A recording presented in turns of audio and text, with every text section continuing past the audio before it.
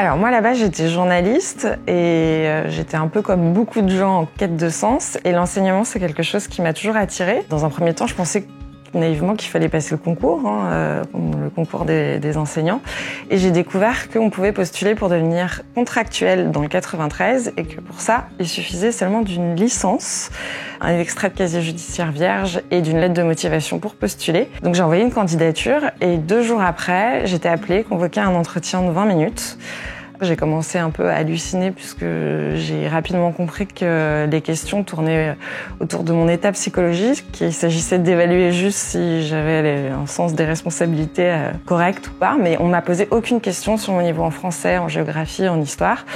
Et ces 20 minutes ont suffi. 2 jours plus tard, j'avais la réponse et on m'invitait à venir signer mon contrat pour une année scolaire entière, sans formation, sans rien du tout. Je me suis retrouvée devant une classe du jour au lendemain.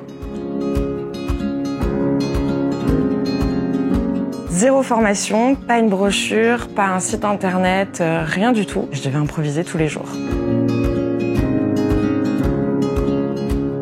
C'est ce que je pensais à la base, puisque c'est vendu comme ça. Contractuels, c'est remplaçant. Ils ne sont pas formés à l'enseignement, mais ils sont là que pour une journée, 2 journées, une semaine, si l'enseignant est malade ou en formation.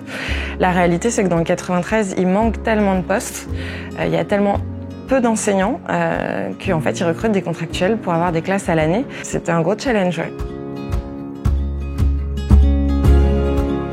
Ça a été aussi une des grandes désillusions de cette année d'enseignement, c'est que j'ai découvert des établissements qui sont d'une tristesse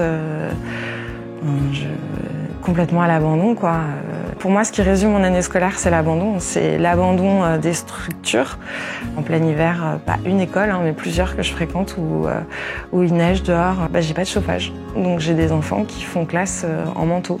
Et puis au bout d'un certain temps, ils peuvent même plus écrire parce qu'il fait trop froid. Avec des conditions même d'hygiène qui sont impensables. Et puis des bâtiments qui sont surtout super tristes, quoi, avec des faux plafonds qui tombent, du mobilier qui est pas aux normes, pour le matériel pédagogique aussi.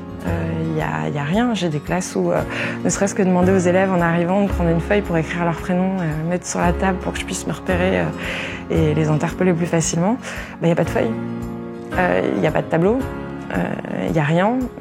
Quand je suis en cours de CP et que mes élèves me réclament une leçon de lecture, honneur, des enfants qui me demandent de la lecture, et que là on m'explique qu'en fait j'ai un livre tout misérable pour toute la classe et qu'en fait la lecture ça consiste à recopier le texte au tableau pour leur faire lire. Le temps perdu pour ces enfants, c'est abandon des structures, du matériel, du personnel, des enseignants qui font ce qu'ils peuvent. Quand il n'y a aucun moyen qui est donné, on creuse l'inégalité.